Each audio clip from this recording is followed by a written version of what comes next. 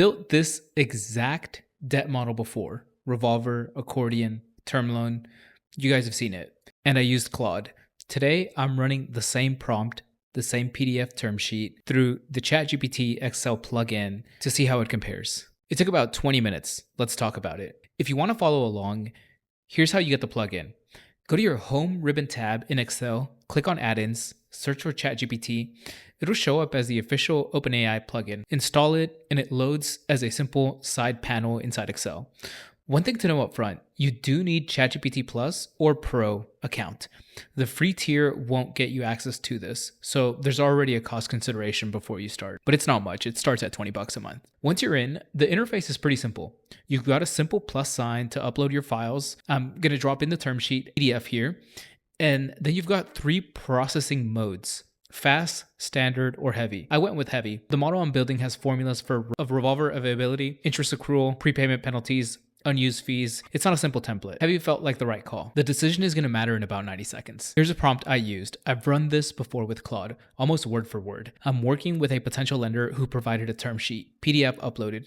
Review the loan structure and pool key terms. Then build an Excel financial model shell with manual input sections for draws, repayments, and base interest rates. Auto calculations for interest rate, expense, prepayment penalties, unused revolver fees, and net cash flows. A monthly schedule from close to maturity, and then I'll handle entering the actual numbers. I just need the mechanics and formula set up. Same attachment, same ask, hit send. And here's where the experience gets interesting. It did give me status updates along the way. You can see it's working through the term memory, then the input block, then the schedule. That's helpful. But if you're expecting a conversation, you're not going to get one. Claude, when I run the same input, usually prompts me with a couple questions. Things like, what kind of output format do you want? Do you need the accordion facilities upgraded? It's checking its own assumptions before it builds. ChatGPT didn't ask me anything.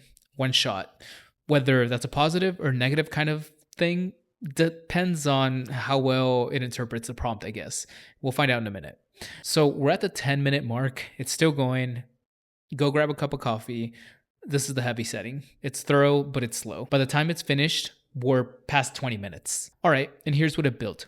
First impression, this is a clean model. Like really clean. No color coding, no logos, no personality.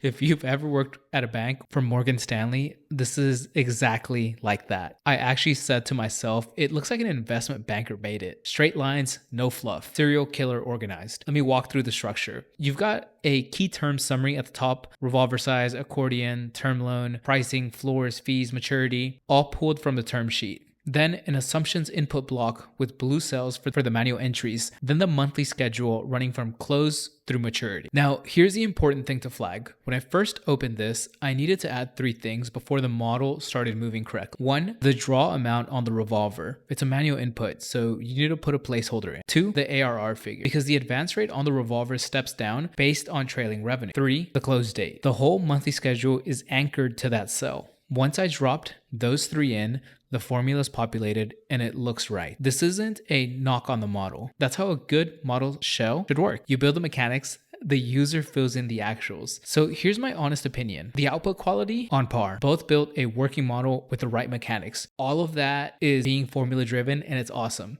If I handed either of these to a CFO, they know what they're looking at and they're going to be happy with it. Speed, it's not even close. Claude had this done in less than 10 minutes. ChatGPT in heavy mode took over 20 minutes. If you're billing by the hour, that gap can matter. If you're doing this once a quarter, maybe not. Codex actually built this faster than the ChatGPT Excel plugin. That's worth noting. I'll put a video on that here soon. Claude asked me questions.